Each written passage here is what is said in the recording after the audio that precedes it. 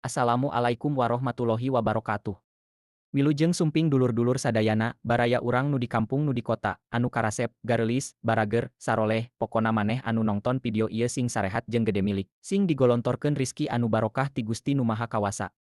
Coy maneh apal teu buek. Ayeuna urang rek ngabejaan ka maneh elmu anu mangpaat supaya maneh pinter jeung moal bisa dibobodo ku batur. Di dieu urang rek ngaguar hiji makhluk anu sok aktif ti peuting nyaeta si burung hantu atawa bahasa Jerman nama buek.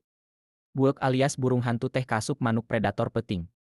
Manuk ieu geus sumebar ka sakuliah dunya, iwal ti Antartika jeung sababaraha pulo leutik anu jauh. Dikenal salaku makhluk nokturnal, buek teh boga ciri khas nyaeta panonna gede bolotot ka hareup, beheungna leuleus pisan bisa diputer-puter malahan bisa murilip, jeung boga beungeut anu pikasieun siga anu nongton video ieu.